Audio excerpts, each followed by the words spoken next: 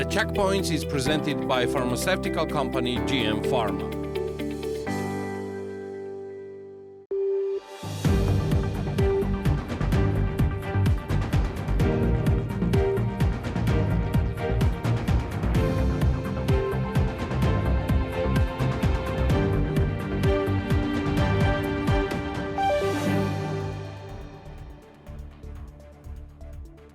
Biden administration cancelled Prime Minister Kobakidze's invitation to an official annual reception. Later, the U.S. Embassy in Georgia issued the statement explaining the reasons behind this decision. According to the embassy, the Biden administration rescinded Prime Minister Kobakidze's invitation to its annual UNGA reception and declined to meet with the Georgian delegation due to increasing concerns about the Georgian government's anti-democratic actions, disinformation and negative rhetoric about the United States and the West. The society is not aware of any other meetings of the Prime Minister in UN.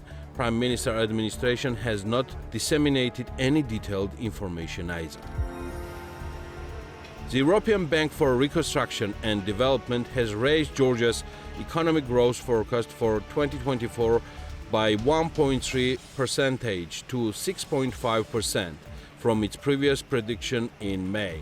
The EBRD said that GDP growth was forecast to moderate to 4.6% in 2025 in Georgia. According to EBRD, East Europe and Caucasus is set to face 3.7 economic growth, with the highest growth for Georgia within the region. Ministry of Finance published Georgia's external public debt statistics as of August 2024. According to the document, the number has reached $9,980 million up to $420 million since the same period of the previous year. Georgia's external debt has grown annually by 1.67 billion Georgian lari, equaling 24 billion 190 million Georgian lari. Judgment was handed down by the Singapore Court of Appeal in Ivanishvili against Credit Suisse Trust, bringing an end to a long-running jurisdiction battle between the trustees and beneficiaries of Singaporean trust. Credit Suisse has to pay Bidzina Ivanishvili $743 million. Yandex.Go fined by 4,000 Georgian lari for sending consumer IP addresses to Georgia. The Personal Data Protection Service on Monday said Ride Attack Georgia LLC, which is Yandex.Go and Yandex Pro in Georgia, which provides taxi services via the Yandex.Go and Yandex Pro, breached Georgian law on personal data protection. The investigation found out that applications connecting to servers in the Russian Federation shared IP addresses with another state, the agency reported. The company was fined 4,000 Georgian lari as an administrative penalty. Ride Attack Georgia says they will appeal this decision since data is stored on servers in the European Union countries and not Russia. Georgi Amilahvari, the Minister of Education, Science and Youth of Georgia, has officially resigned from his position. Amilahvari announced his resignation during a briefing later this week. "I'm returning to the private sector business."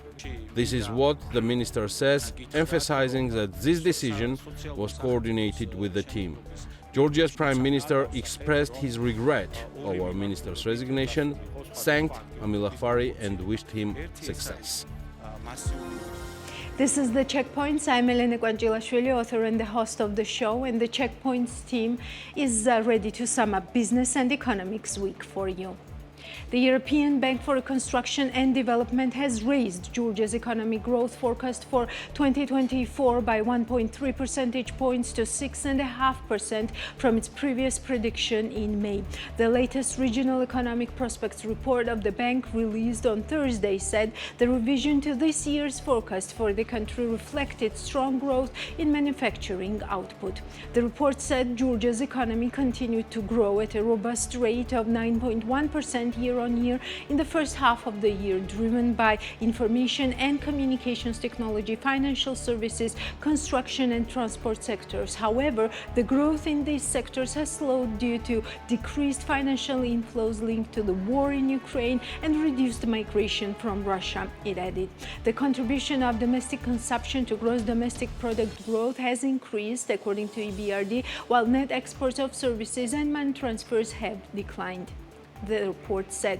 Despite these challenges, the exchange rate of the national currency lari against the US dollar has remained stable thanks to interventions by the National Bank of Georgia, albeit at the cost of reduced foreign reserves, the report added. The BRD said tourist inflows from Russia to Georgia had decreased, but an increasing number of tourists from European Union countries and Turkey had helped sustain revenues in the tourism sector. Inflation dropped sharply in 2023 and further eased to 1% in August 2024. The EBRD said the Georgian Central Bank responded to falling inflation with policy rate cuts, bringing the rate down to 8% in May. However, the report said upcoming parliamentary elections and uncertain regional geopolitical developments pose major risk factors for Georgia's economy. The EBRD added that the GDP growth was forecast to moderate to 4.6% in 2025 in Georgia. As for other countries in the region, the EBRD forecasts 6.2% growth for Armenia, 3.8% for Azerbaijan, 3.2% for Moldova, 3% for Ukraine, 2.7% for Turkey, and 3.6% for Russia. The Asian Development Bank has also raised Georgia's economic growth forecast, saying the gross domestic product of the country would grow by 7% this year instead of the previous projection of 5% made in April in a new report published on Wednesday. A rapid expansion in services coupled with higher domestic consumption has accelerated Georgia's economic growth in 2024, according to a new Asian Development Bank report. The ADB, the Asian Development Outlook September 2024 forecast Georgia's gross domestic product to grow by 7%, a notable increase from the earlier projection of 5% growth made in April 2024. The outlook for 2025 remains unchanged, with an anticipated growth of 5.5%. The Caucasus nation's economic growth was propelled by a 9.7% increase in transport storage, 8.5% in accommodation and food services, 12.2% in information and communication, and 9.6% in finance and insurance services, ADB says. Domestic consumption, which became the main driver of growth, helped expand domestic investment, according to ADB. Unemployment fell to 14% in the first quarter of 2024. Georgia's economy continues to show steady progress despite geopolitical risks, said ADB country director for Georgia, Leslie Bierman-Lam. This bodes well for the country's ability to continue strengthening regional connectivity, supporting the private sector, developing human capital, and investing in climate-resilient agriculture, she added. Inflation slowed in the first half of 2024, reaching 1.1%, but rose again in June to 2.2%. This was mainly driven by increased transportation costs owing to unstable oil prices and elevated prices for tobacco and alcoholic beverages. A relatively stable exchange rate and prudent fiscal policy helped keep prices from rising faster. During the first half of 2024, according to ADB, an 18.5% increase in revenue helped erase the fiscal deficit. The balanced budget and the relatively stable lari contributed to a reduction in the ratio of public debt to GDP to 30.9% in the middle of this year, down from 39.2% a year earlier.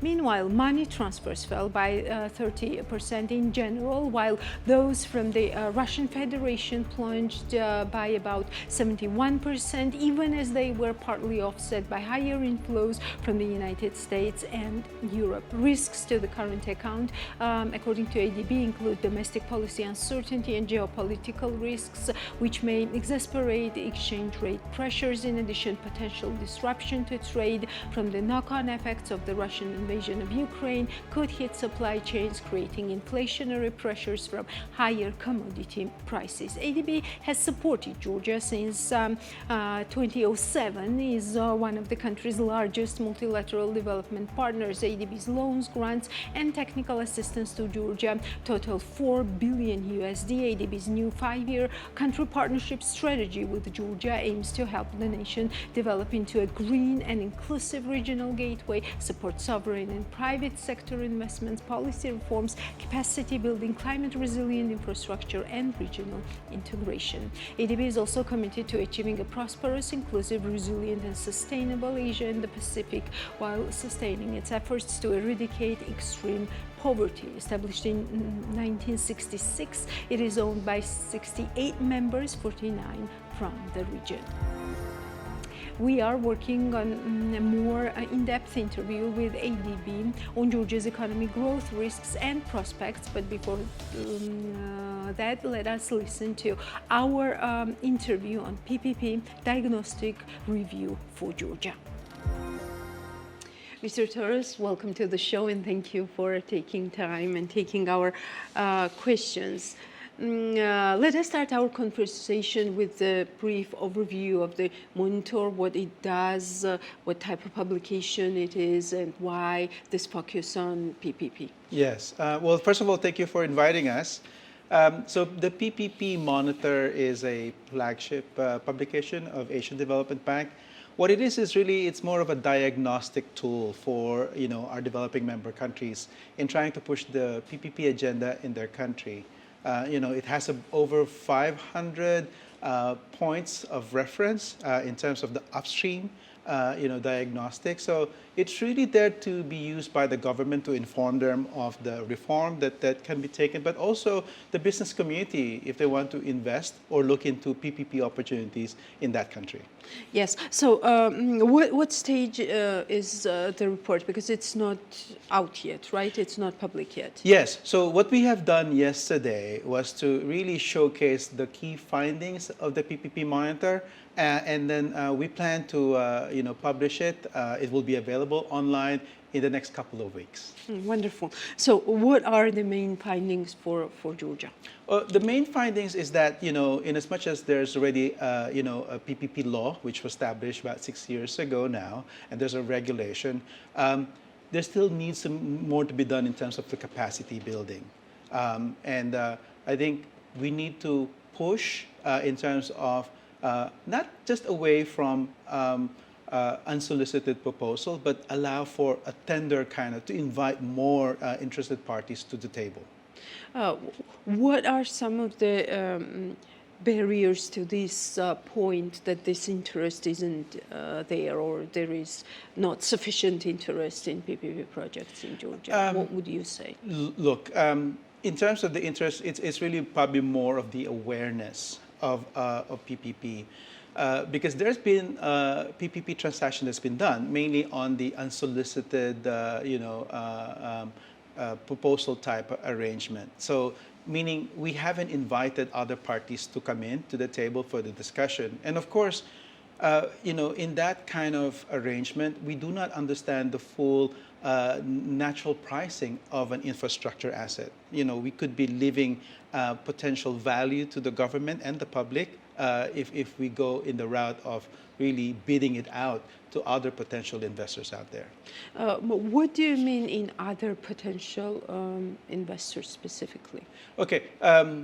If you look at the PPP monitors in terms of the finding, majority, over 90% of PPP that's been done to date has been in the energy sector, but under a unsolicited proposal, meaning a private party goes to the government and saying, here's my proposal, can I do a PPP with you on this basis? The PPP that we want to see more of is the kind of PPP whereby we explore the natural price of that particular asset so that then other parties can also bid out. The issue with this, of course, is that different parties have a different, say, risk appetite for the asset. And they could also bring other, innovations, technology, efficiency to the asset, which could make the bid stronger.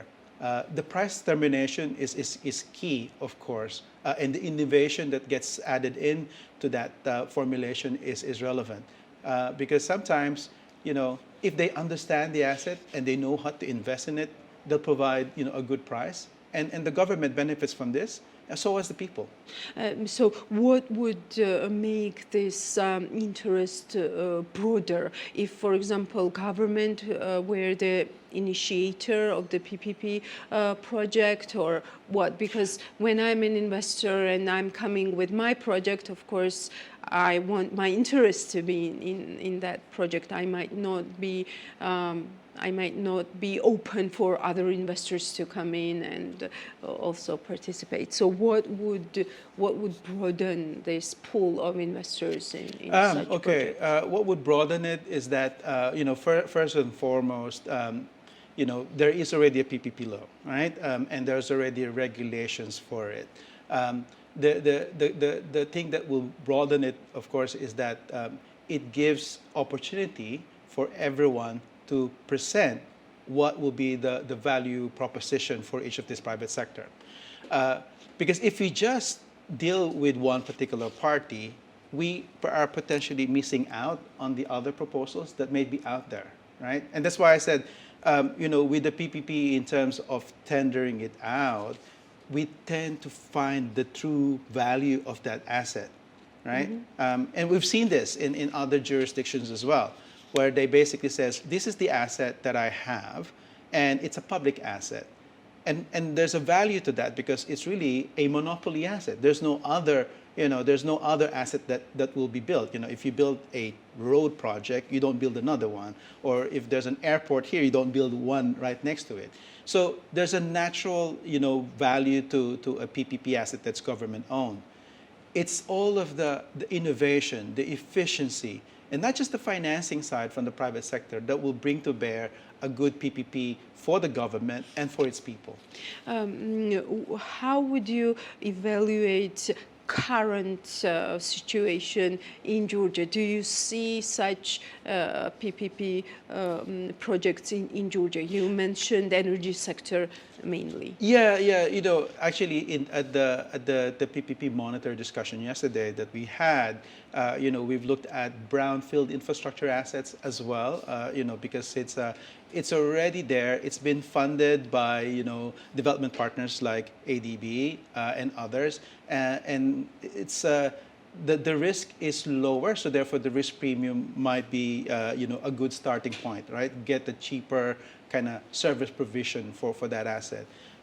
So that could be a good starting point for many of the investors. But of course, there'll be other assets that we, together with the government, can put together if this is like a national priority. Yeah. Do you see it as a national priority at this point? Well, there will be national priority, and I think that will be, that's for the government to decide, right? But I think we need to understand that the infrastructure need of Georgia is huge. Government funding is limited, and therefore we need to assess where can we find those pockets of money and partners that can further develop these assets that will be critical to the community and to the people at large. What is the role of public-private dialogue in this process of building the PPP projects? The dialogue is that PPP assets are public assets. It's the road that we take. It's the transport that we take. It's the energy that we consume. All of these are public assets. So basically, it's a public good. So therefore, we need the public interest, so is the government interest, but at the same time, we need to balance it out with what the private sector can offer. PPP is such a powerful, mode of procuring public asset because it allows all of this basically government assets that are monopoly assets and bring in the private money and expertise to come in, not just in building it, I think, but more importantly, I think maintaining it for a long period of time. PPP is such a long-dated contract. It is really a contract arrangement between the public and the private, and that's why we need to make sure that these are structured properly with an equitable risk arrangement between the two parties Yes. to deliver value for money. Yes. What are the role of the prior examples of what happened to some of the PPP projects in Georgia? For example, Namakwani, for example, Anaklia. We know that this didn't end well. The investors went to the arbitration courts. So what could Georgia learn from this example? Okay. You know, as I said, you know, I need to qualify that PPP is a procurement modality, right? And we should not look at the PPP as, you know, this is the wrong way of doing things, but perhaps we need to look at how did those transactions evolve? Were they structured well enough that there's a balanced risk arrangement between the public and the private? We often blame the modality, the PPP, as the negative side, but I think, you know, if you have all the laws which are now set up, you have the regulations set up, and the capacity of the people that will basically champion this in Georgia, it's really how we put together those in an element whereby, you know, the demands of the government in terms of what it wants from that infrastructure and how it will deliver it to the people, but also the demands of the private sector. That's really a balanced arrangement. Consensus, And yes. you need to kind of like flesh that out to a very detail. That's why PPP sometimes take longer to kind of like formulate, but it's a dialogue. You know, and it's an asset that you partner for 10, 15, 20 years. So it's very long term. What would you say is the best practice, so to say, of managing PPP projects? What are some of the amendments to the law or some of the Yeah. other arrangements that Georgia could be looking at this As I point? said, you know, the good thing that there's already a PPP law, and there's also a regulation that support that. You know, there's also a unit within the government that champions PPP. One thing that we've identified in the PPP monitor is that the law doesn't allow for the you know, for the asset, you know, to be assigned to, say, a lender. PPP transactions by nature are highly levered, highly geared, and you know, you hear about, you know, 20% equity investment versus an 80% debt per se, you know, or 70-30. So either way, a lot of these assets are funded heavily by project finance debt. Now, this is one limiting factor happening in you know, Georgia. What we've identified is because under the law, it cannot assign some of those assets to the lender, right? And that could be a limiting factor, and that's perhaps one of the reasons why, you know, lenders, you know, in the market are not willing to provide more money to this. PPP, for it to flourish, would require, you know, partnership not just with the government and the investor in terms of their equity investments, but also with the lenders. So this is something that, you know, all of this need to work together. Mhm. So, you know, what is the ratio of not of this, and why do you think lenders are not participating in this? It's perhaps it's the awareness, it's the experience of the lenders. They're not comfortable to the risk exposure as yet. But as I said, you know, one thing that we've identified in the PPP monitor in terms of our diagnostic is that, you know, under the law, we cannot still assign the asset to the lender. Should something happen, you know, should something happen to the project and we stop collecting money, you know, typically the lender, the commercial banks, have asking for a right to manage the assets, because at the end of the day, they just want to get their money back. Money back, of course. In the law, doesn't have this provision as yet. But at the same time, I think in the general market in Georgia, you know, many of the lenders, you know, just go by the corporate kind of lending instead of a long-dated project finance. That still needs to go up the curve together with the other capacity, because the laws is there, the regulations are there. The unit that champions this is already there too. But you know, we of course need to push for more learning. Learning by doing is important.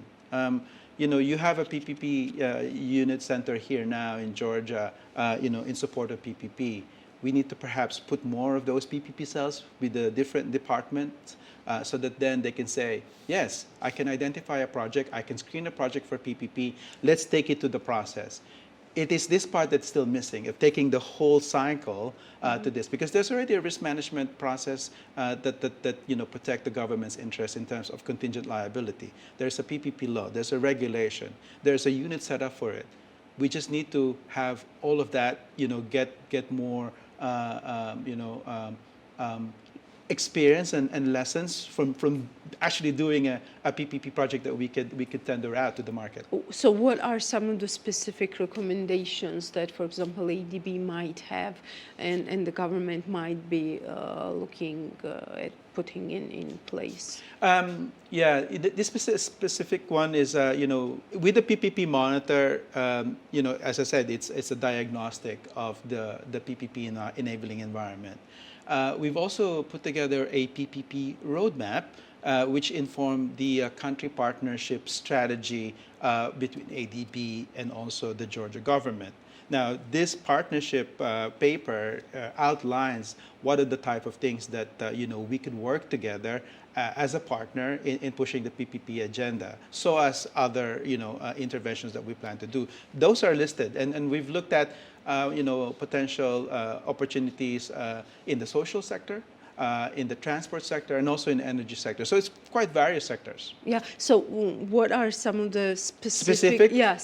So that because we don't have a report yet, so we cannot read it. So that's why I'm asking you, what could be the what are some of the specific recommendations? Those specific. What are some of the steps of this roadmap that you mentioned? Okay. I think the most important ones. The specific would basically, as I said, I think it would need to be fleshed out, between ADB and the government agency in terms of what they want, because there needs to be a consistency between long-term planning of the infrastructure development in the country.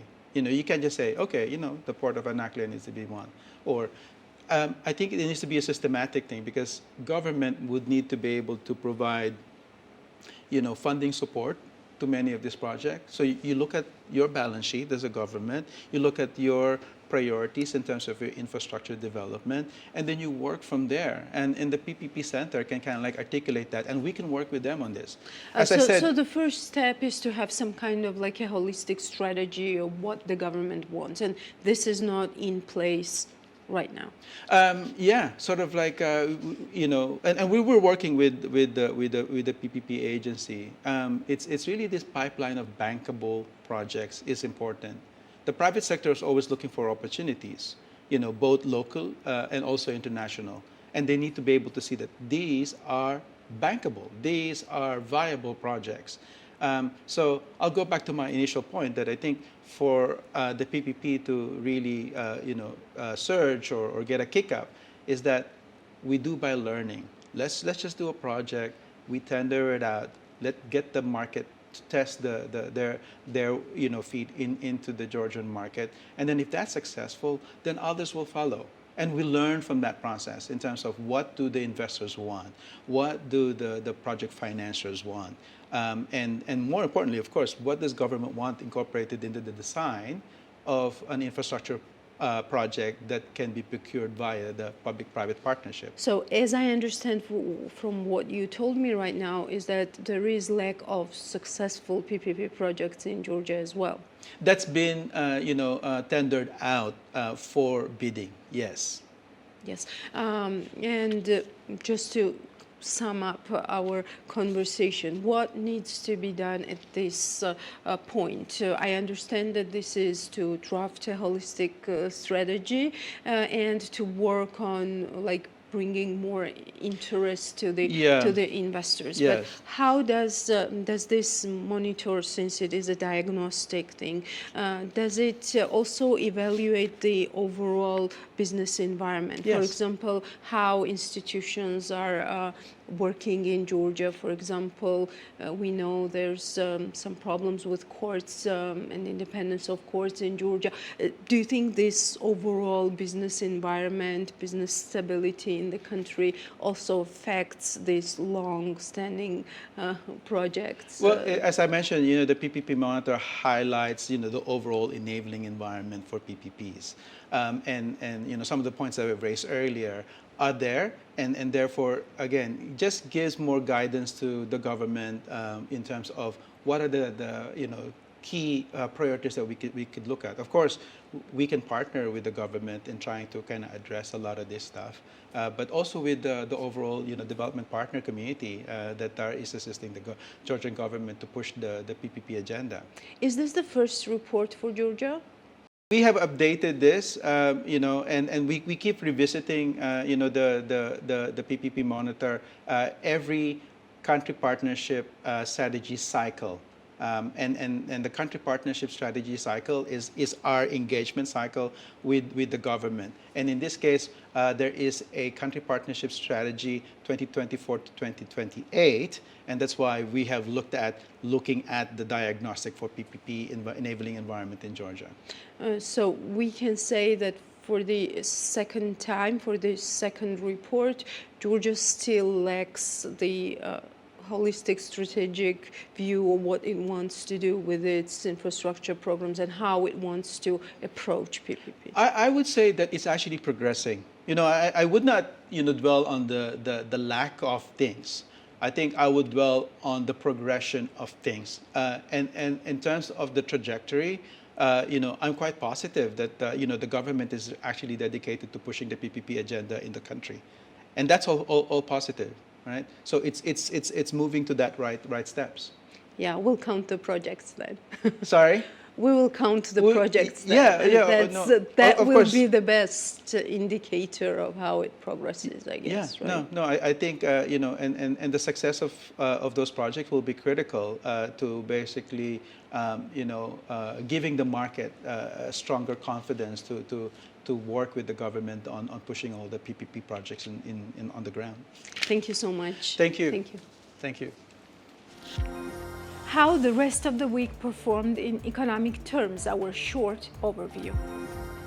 Georgian Prime Minister Irakli Kobakhidze on Friday said Russia's ongoing occupation of 20% of the country's territories was a fact that no one denies. Kobakhidze noted his address at the United Nations General Assembly this week had involved comments on the ongoing Russian occupation of Abkhazia and Tskhinvali regions. The territories of Georgia are occupied by Russian Federation. Everyone knows this well. Russia has occupied 20% of the territories of Georgia. This is a fact that no one denies, the Prime Minister said. Kobakhidze on Wednesday addressed citizens on the other side of the occupation line in his address at the 79th session of United Nations General Assembly by saying that we can live together in one happy, united and developed Georgia. Levan Davitashvili, Georgian economy minister, on Thursday highlighted it was very symbolic that the main theme of this year's World Tourist Day occasion was peace and tourism in comments at a reception for participants arriving in Tbilisi to attend events dedicated to the annual date. We all understand well how important peace is, especially amid the current global challenges in the region and beyond. Peace is of utmost importance for well-being, success and also for sustainable tourism, Davitashvili emphasized. The economy minister noted the great importance and even greater potential for tourism for Georgia's economy, saying it accounted for more than 10% of the country's GDP as it encompassed every region of our country and countless families involved in developing the industry. The Georgian capital city of Tbilisi is hosting World Tourist Day, an annual event held under the auspices of the United Nations World Tourist Organization. Government officials, representatives of international organizations and the tourist industry from around the world are hosted in the city with discussion panels focusing on global tourist trends and the role of peace in fostering industry development. In August 2024, annual electricity generation decreased by 6.2%, totaling 1,373 gigawatt-hour, according to the report published by TBC Capital. According to the document, hydropower output fell by 22% annually, while thermal and wind generation increased by 37% and 6.1% respectively. In August 2024, electricity consumption rose by 4%, reaching a total of 1,261 gigawatt-hour. Retail consumption decreased by 0.9% year-on-year for the first time this year, while direct consumers used 25.5% more electricity. Abkhazian demand declined by 5%. During the first 8 months of 2024, electricity consumption increased by 4.2% annually. In August 2024, the average weighted price of balancing electricity amounted to $5.75 per kilowatt-hour, making an annual growth of 10.5%. The active season for electricity exports ended in August with 59 gigawatt-hour of electricity exported that month. Net exports decreased by 70.4% year-on-year. During the first 8 months of 2024, Georgia exported 1,044 gigawatt-hour of electricity, generating $51.7 million in revenue. Tbilisi Mayor Kakakaladze has asserted that foreign embassies are involved in orchestrating election campaigns in Georgia. He emphasized that despite external influence, the ultimate decision-making power lies with Georgian people. In a recent media briefing, Kaladze addressed concerns regarding foreign interference in Georgia's political landscape. They are clear indicators, facts, statements, and actions that election campaigns, including decisions about party alliances, are being planned in specific embassies. This situation is evident regardless of circumstances. The Georgian people will make their own decision, he claimed. Kakakaladze also stressed the importance of national sovereignty. We are determined to eliminate foreign influence in our country and to challenge the harmful narratives propagated by those who undermine our national interest and threaten our European aspiration, he stated. The Business Association of Georgia has identified the scarcity of qualified workforce as the foremost challenge hindering business development in the third quarter of 2024. According to the research findings, 54% of surveyed companies reported a shortage of specialists, while 42% cited a lack of labor as a significant issue. This shortage of specialists was particularly pronounced in the industrial and service sectors, whereas the deficiency of labor was notably felt in industry, trade, and construction. Additionally, the research indicated that judicial and administrative barriers have decreased by 1 percentage point compared to the second quarter. However, 75% of the companies still identified the regulatory environment as an important to the business operation. In the third quarter of 2024, 49% of businesses surveyed expressed concerns about factors restricting their activities, representing a 90 percentage point decline compared to the previous quarter. BAG's research, conducted in collaboration with PMC Research Center and utilizing the methodology of IFO Institute, plays a crucial role in evaluating the business landscape in Georgia. Starting September 30, 2024, Georgian citizens will be able to travel to Hong Kong Special Administrative Region of China without a visa, as announced by Ministry of Foreign Affairs of Georgia. According to the ministry, Georgian citizens can stay in Hong Kong for up to 30 consecutive days under the visa-free agreement. This development follows active negotiations between Georgia and Hong Kong. A visa-free regime between Georgia and the People's Republic of China has existed since May 28, 2024. This important to note that Hong Kong, as a special administrative region, maintains an independent immigration and visa policy.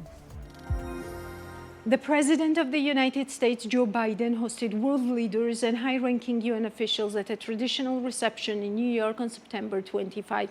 As Voice of America found out, Irakli Kobakhidze, who headed the Georgian delegation to the UN General Assembly, was initially on the list of those invited to the reception of the President, but the Biden administration canceled the invitation. A senior administration official and another congressional source confirmed the cancellation of the invitation to Voice of America. In addition, along with rescinding the Prime Minister's invitation, the administration also refused all meetings with the Georgian delegation and the meeting with Prime Minister Kobakhidze, as well as Jake Sullivan, the White House National Security Advisor. Speaking to Voice of America about this, another high-ranking official of the United States administration added that the recent actions and statements of the Georgian government indicate a shocking disrespect for democracy and the will of the Georgian people. However, he says he will not talk about the details of individual diplomatic discussions. Voice of America also learned that the reason for this step is the anti-democratic behavior of the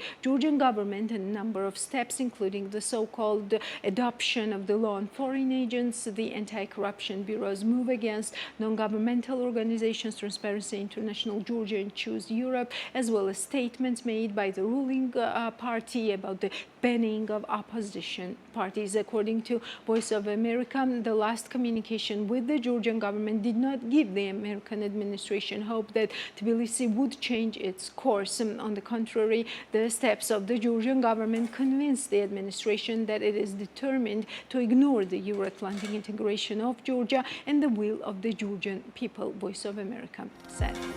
The invitation was sent 3 days ago and then was cancelled, which is not serious, Georgian Prime Minister Irakli Kobakhidze told Georgian journalists in New York in response to a question regarding the cancellation of the invitation to the reception of U.S. President Joe Biden. According to the Prime Minister, this was a kind of humanitarian act in favor of the opposition, although it would not have any practical effect for the opposition either. The Embassy of the United States of America in Georgia explained why the invitation to the reception of the Prime Minister of Georgia, Irakli Kobakhidze, with the President of the United States, Joe Biden, was cancelled. The Biden administration rescinded Prime Minister Kobakhidze's invitation to its annual UNGA reception and declined to meet with the Georgian delegation due to increasing concerns about the Georgian government's anti-democratic actions, disinformation, and negative rhetoric about the United States and the West, the U.S. Embassy stated. Georgia fully adheres to international sanctions procedures. Revenue Service issued response to Sky News report. According to Sky News, they discovered a complicated but sophisticated scheme to import cars banned in Georgia by British and EU sanctions into Russia through Georgia. What else was new in business this week? Natia Taktakishvili has more. McDonald's Georgia continues to expand its chain with an investment of 23 million lari. The company opened 2 new branches in Tbilisi. One is located in Gatua Street, while another in Vazhapshavela Avenue. McDonald's new restaurant located on Gatua Street already hosts guests, but its official opening scheduled for October 1. On the same day, the fast food restaurant will officially open another branch on Vazhapshavela Avenue. As the company told BMWG, a total of 16.5 million lari was spent to open the branch of McDonald's on Gatua Street, while 6.5 million lari in Vazhapshavela Avenue. The new space opened on Gatua Street combines the McCafe, Children's Birthday Center and Playland. The restaurant will also have a 24-hour McDrive. It's equipped with disabled infrastructure, electronic chargers and solar panels. It should be noted that in the new branch, guests can charge their phones with chargers directly on the table. New restaurant on Gatua Street provides all types of McDonald's services. The facility is eco-friendly, located at the land area of 1,600 square meters, which includes outdoor space, solar panels on the roof, and electric car chargers in the parking lot. Elena Bagaturia, the head of marketing department of McDonald's Georgia, said in a conversation with TV program Business Morning. In the new branches, McDonald's Georgia will create an additional 110 jobs. In total, the company employs 2,100 people. Turnover of Zoomer store chain exceeded 500 million lari in 2023. The general director of the company, David Kvaratskhelia, told TV program Business Morning. Last year was outstanding for our company with peak figures. Our turnover exceeded 5 million lari, and accordingly our contribution to the state budget made up 100 million lari. The company continues to develop, said David Kvaratskhelia. According to him, the growth of Zoomer was recorded in the post-pandemic period, after which the company took one of the leading positions in terms of smartphone sales. The company, which had only one store in 2009, today owns 18 branches and is one of the largest companies in terms of selling smartphones. Zoomer has a market share of about 45%, which is increasing every year, said the general director of Zoomer. 80 branches of Zoomer operate in 7 different cities of Georgia and employ more than 200 people. Zoomer portfolio includes smartphones, laptops, cameras, audio, video equipment, and accessories. Precious jewelry and souvenir manufacturing company Zarabkhana is planning to expand abroad. As the executive director of the company, Tornike Samkharadze, told Business Evening, the company is planning to open 2 branches, one in Europe and another in Tbilisi. We finished retooling the production and now we are working at full capacity. We are actively working on opening a branch of Zarabkhana in Europe, and we think that we can add another branch in Tbilisi. But first of all, we want to take out the name and the quality of Zarabkhana to Europe, Tornike Samkharadze said. While visiting BMG TV, the executive director of Zarabkhana explained that the customers especially like Georgian-themed products, but diamond jewelry traditionally takes the first place in sales. Naturally, the most popular of our company's products is gold jewelry. Our collection are mainly based on Georgian culture heritage, but the first place is still occupied by diamond jewelry, which constantly maintains the leading position among Georgian customers. However, Georgian-themed jewelry made with natural stones is always popular, Tornike Samkharadze said.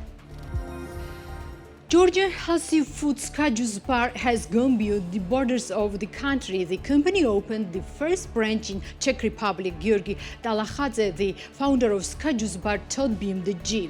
According to him, the company decided to enter Prague market considering various factors.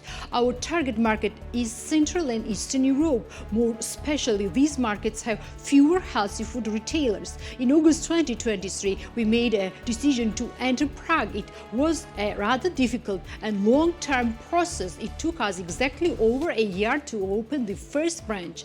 The main reason for this was the well-known European bureaucracy, explains the founder of Ska Juice Bar. According to him, the company decided to enter Prague market considering various factors. Our target market is Central and Eastern Europe. More especially, those markets have fewer healthy food retailers. In August 2023, we made a decision to enter Prague. It was a rather difficult and long-term process. It took us exactly over a year to open the first branch. The main reason for this was the well-known European bureaucracy, explains the founder of Ska Juice Bar.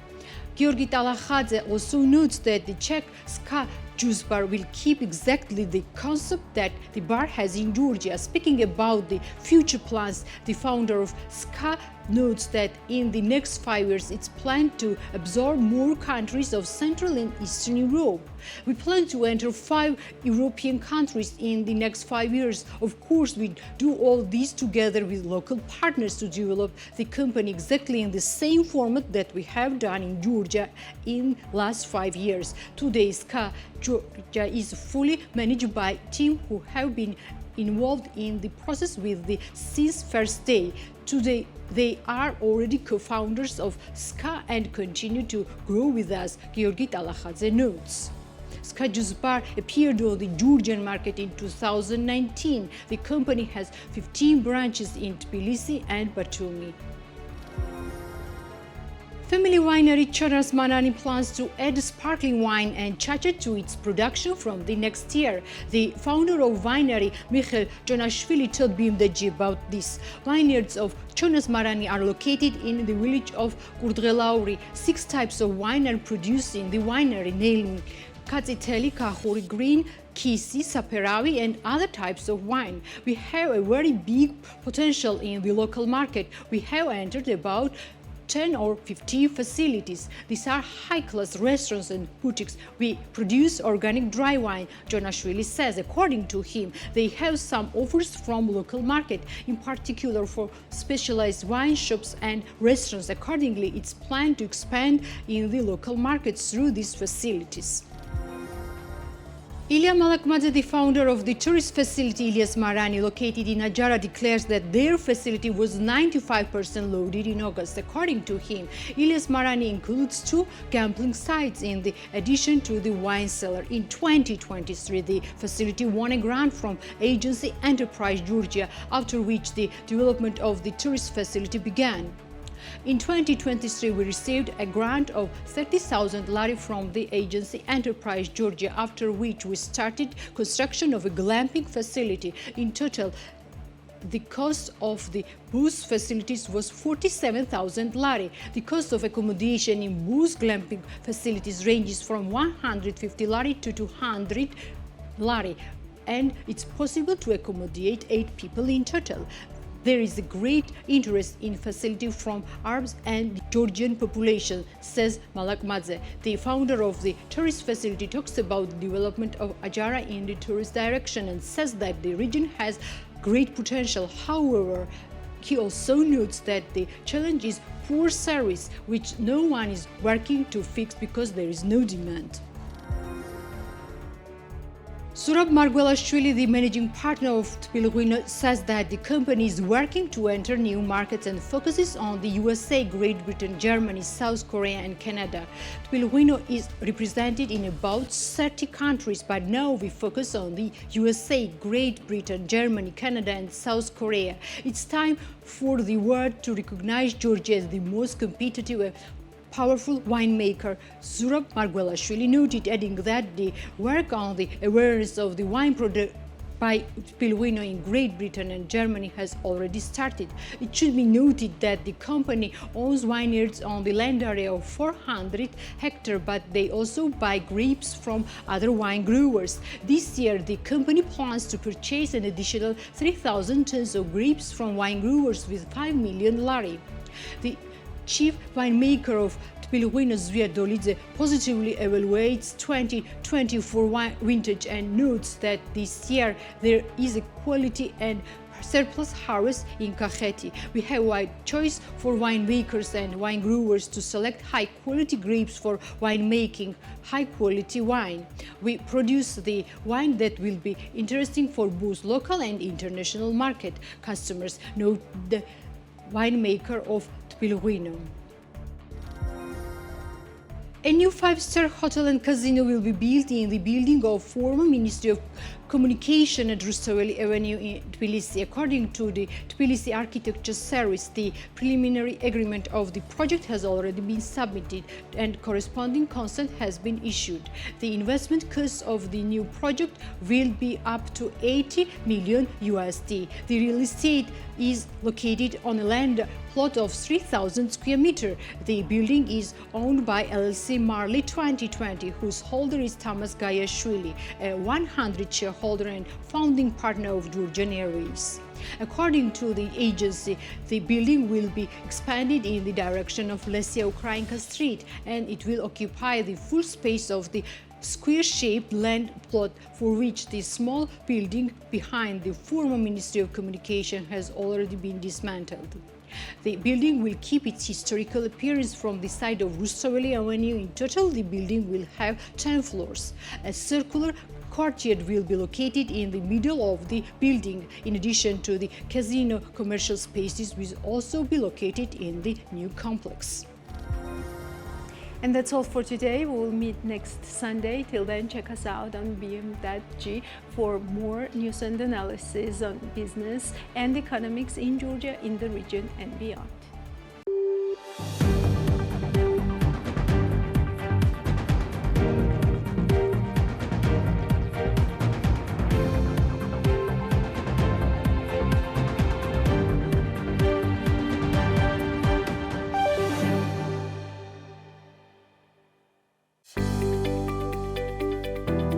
The Checkpoints is presented by pharmaceutical company GM Pharma.